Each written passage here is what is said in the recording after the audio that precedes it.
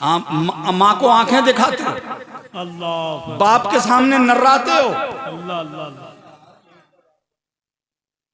बेटा आराम से बैठो, नींद लग रही है तो घर चले जाओ, तवज्जो है। शायद आज के बच्चे ये समझते हैं कि ये माँ बाप बूढ़े हो गए हैं तो सटे आ गए। बाज नौजवानों को देखा गया है वो अपने आप को माँ बाप से बहुत ज्यादा अक्लमंद समझते हैं। कई तो ये कहते हैं तुम्हें आता ही क्या है।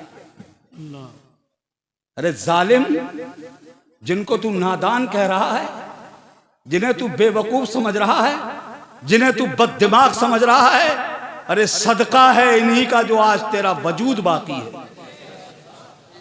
अगर ये ना होते तो कहां से आता।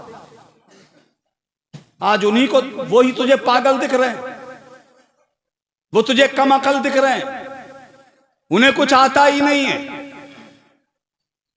तुम क्या जानो इनकी मोहब्बत का राज, तुम क्या पहचान सकोगे इनकी मोहब्बत की अजमत। कभी एक लम्हे के लिए गौर किया है? तुम घर से किसी ड्यूटी पे जाते हो, किसी काम के लिए जाते हो, तुम्हारे घर आने का टाइम फिक्स हो कि इस वक्त में मेरा बच्चा आएगा, और जब घड़ी की सुई उस टाइम से जब आगे को बढ़ती है तो तू मां की मोहब्बत का अंदाजा नहीं लगा सकता, तू बाप की बेकरारी का अंदाजा नहीं लगा सकता। तू जितनी देर तक पलट के ना आए, तेरी मां की और तेरे बाप की निगाहें बार बार दरवाजे पे उठती है। सही बात। तुम इसे खिलवाड़ समझते हो, तुम इसे बेवकूफी समझते हो।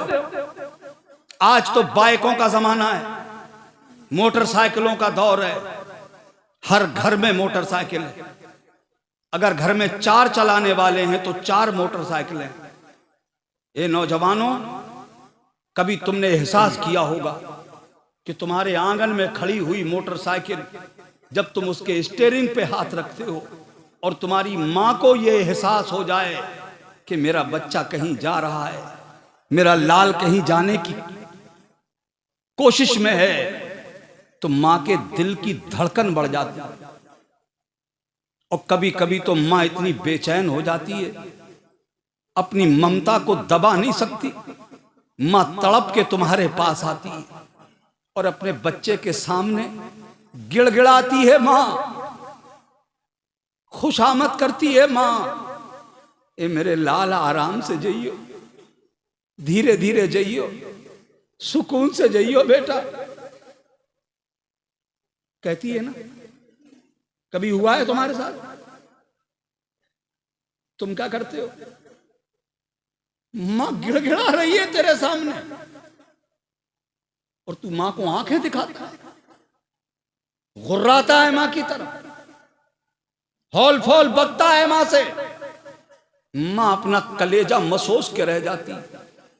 तू मां को आंखें दिखा के गया, तू मां की तरफ गुर्रा के गया, तू मां को न जाने क्या क्या कह के गया।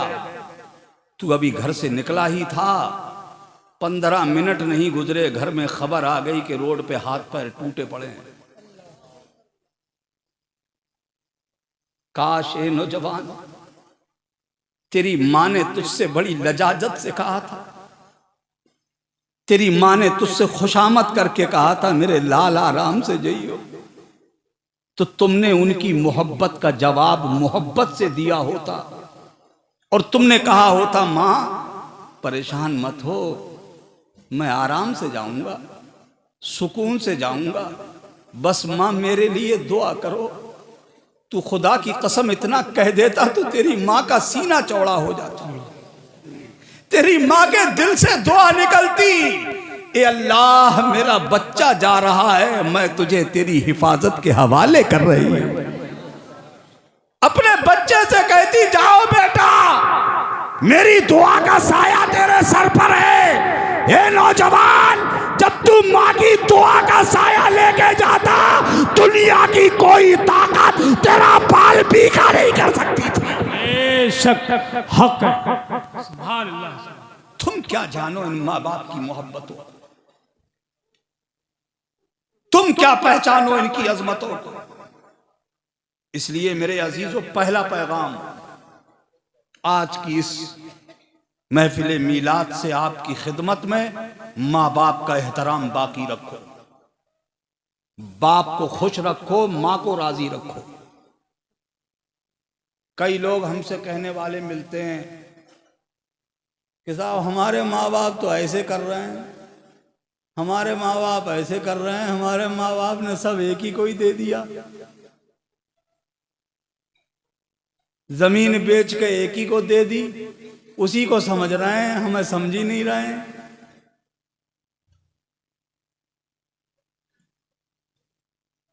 आप लोगों में भी बहुत सारे ऐसे मिलते होंगे आप लोगों को जो ये कहते होंगे हमारे माँ बाप तो उसको ही समझ रहे हैं, है ना।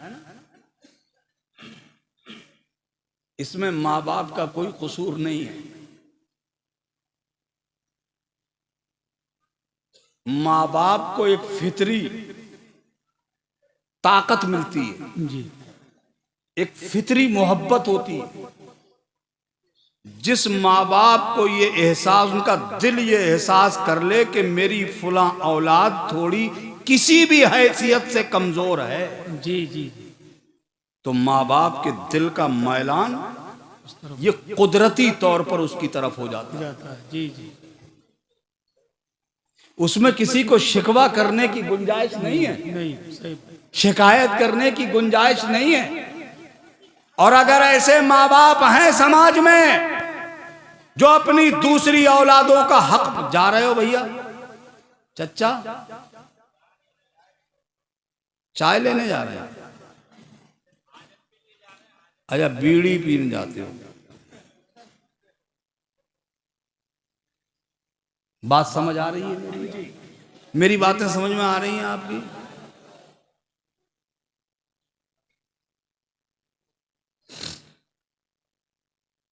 हमारे यहाँ एक जलसा हुआ था तो एक नाजिम साहब आए थे, उन्होंने एक शेर कहा था, जी बहुत दिन हो गए मगर वो शेर अब तक याद है। जी, उन्होंने कहा था, मशवरा है दोस्तों ऐसा किया करो, जी, मशवरा है दोस्तों ऐसा किया करो, ऐसा किया करो, टेंशन में आओ तो बीड़ी पिया करो।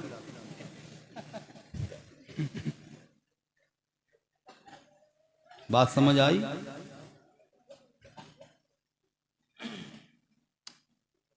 देखो कोई माँ बाप अगर अपनी औलाद की हक तलफी करते हैं, जी, कई माँ बाप को शायद ये लगता है कि हमारा ही हक है हमारी औलाद पर।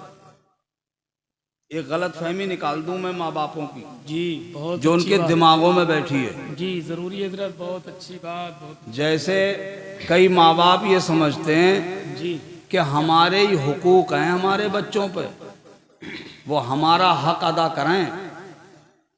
याद रखना, जी, जैसे तुम्हारे हुकूक तुम्हारी औलाद पर हैं, जी, ऐसे ही तुम्हारी औलाद के हुकूक तुम्हारे ऊपर हैं। बेशक सही बात है। जैसे बच्चों पे जरूरी है कि वो माँ बाप का हक अदा करें, जी, ऐसे ही माँ बाप के ऊपर जरूरी है कि वो बच्चों के हक अदा करें। अगर हक अदा ना करने की वजह से बच्चे गुनहगार होते हैं, तो ऐसे ही माँ बाप अगर बच्चों का हक अदा ना करें तो माँ बाप गुनहगार होते हैं। सही बात, और ये हुकूकुल इबाद जो है ना, एक माँ और बाप का हक औलाद पे और औलाद का हक माँ बाप पे, इन हुकूक को कहते हैं हुकूकुल इबाद। और ये हुकूकुल इबाद ऐसे हुकूक हैं, ऐसे हक हैं जिसे अल्लाह भी माफ नहीं करता। जी सही बात, अल्लाह माफ, तुम कितनी तौबा करियो, तुम कितनी रोइयो गिड़गिड़ाइयो सर पीटियो, अल्लाह माफ नहीं करता, नहीं करेगा जब तक जिसका हक तुमने मारा है वो हक वाला तुम्हें माफ ना कर माफ दे। ना कर दे। जी सही बात है।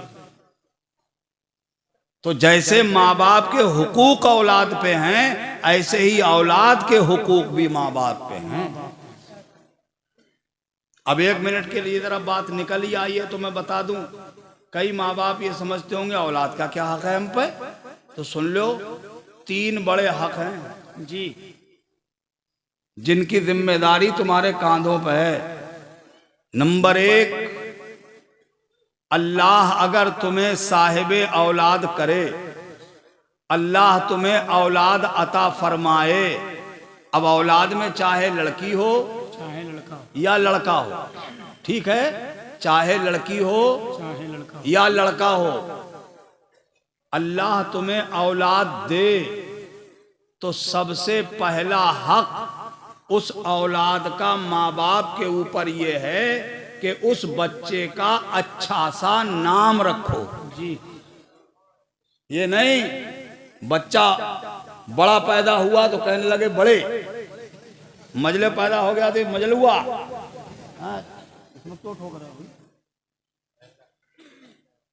और छोटा पैदा हुआ तो छोटन्ना है या घुटन्ना। अजीब अजीब से नाम। सही बात है। पीर को पैदा हो गए तो पीर वाला ही नाम रख दिया, मंगल को आ गए तो मंगली, बुद्ध को आ गए तो बुद्धा, बताओ उसे बुद्धू बना दिया।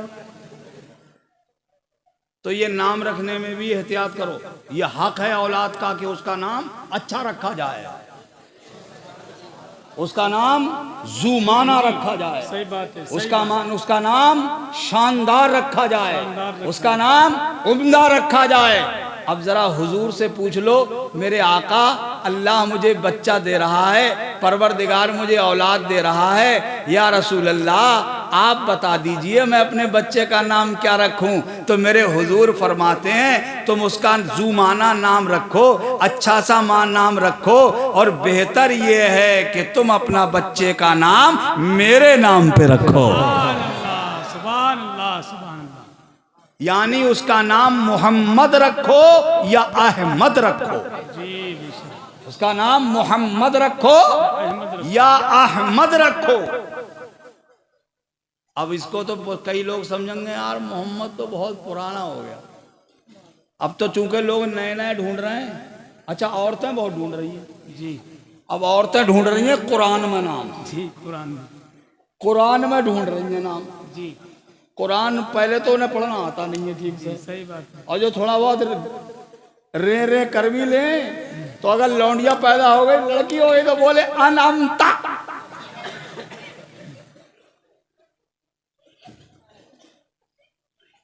एक औरत ने अपने बच्चे का नाम रख दिया मुनाफिकीन। अल्लाह।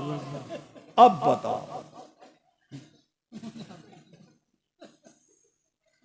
और एक नाम तो बहुत मशहूर है इस वक्त में, इकरा।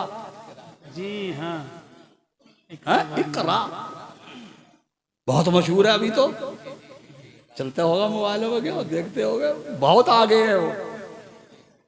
सुभान अल्लाह तो कह दो, अल्लाह उसे कामयाबी दे, आमीन कह लो अल्लाह उसे। हमारी कौम में ये भी एक बहुत बड़ी मुसीबत है। अगर कोई अच्छी बात, कोई मस्जिद का इमाम मस्जिद के मेंबर पर खड़े होकर इलेक्शन के पीरियड में अगर खड़े होकर कह दे भाइयों तुम्हारे पास यही ताकत है, इसका सही इस्तेमाल करियो, अरे मौलाना सियासत कर रहे हैं। सही बात है। इन इमामों के पीछे नमाज नहीं हुई।